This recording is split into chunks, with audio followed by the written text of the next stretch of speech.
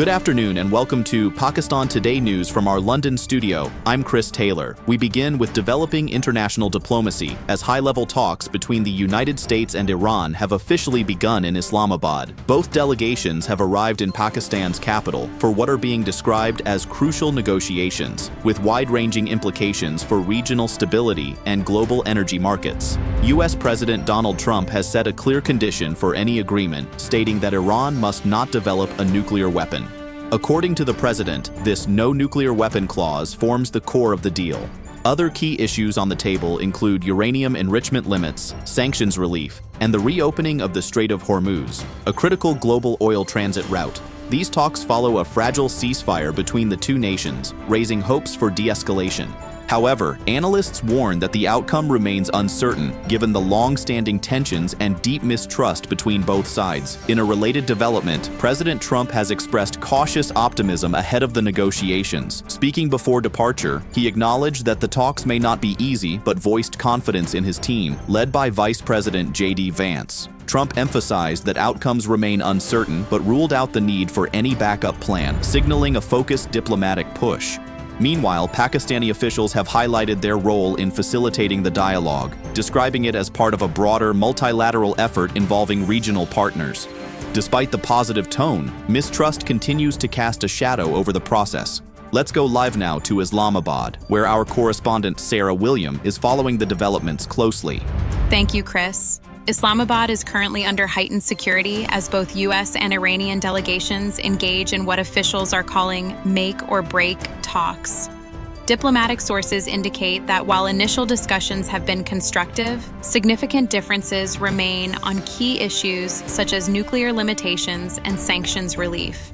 Pakistani authorities are playing an active mediating role, holding separate and joint sessions to bridge gaps between the two sides. There is cautious optimism here, but officials stress that the tone and conduct of negotiations in the coming hours will be critical.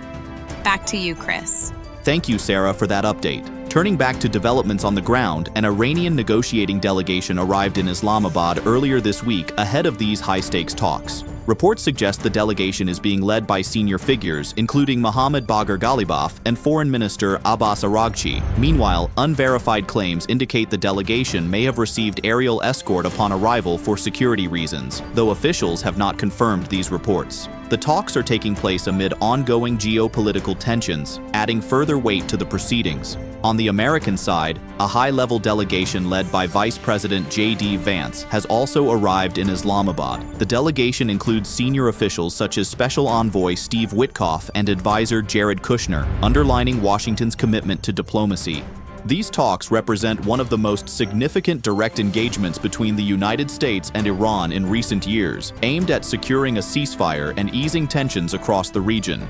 Pakistan continues to play a central mediating role, hosting both delegations under tight security. Vice President J.D. Vance was received upon arrival by senior Pakistani leadership, including Deputy Prime Minister Ishaq Dar and Army Chief General Asim Munir. Officials say preparations for the talks were finalized after a last-minute hurdle linked to Israeli strikes in Lebanon was resolved through back-channel diplomacy. While hopes remain high, expectations are being managed carefully due to the complex nature of the issues involved.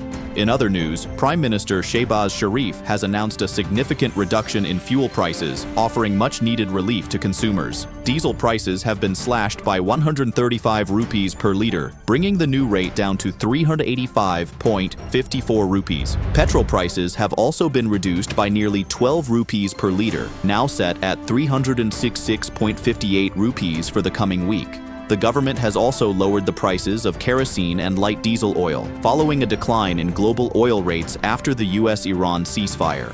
Officials say the sharp reduction in diesel prices also reflects a correction in the pricing formula, while tax rates on petroleum products remain unchanged. And finally, in a major milestone for space exploration, astronauts from NASA's Artemis II mission have safely returned to Earth after completing a historic journey around the Moon. The spacecraft successfully re-entered Earth's atmosphere, enduring extreme heat and pressure during descent. At peak re-entry, a sheath of ionized gas surrounded the capsule, causing a planned radio blackout lasting over 6 minutes. Despite the temporary communication loss, the mission concluded smoothly, marking a significant step forward in humanity's return to deep space exploration and future lunar missions. That's all for now. You're watching Pakistan Today News. I'm Chris Taylor.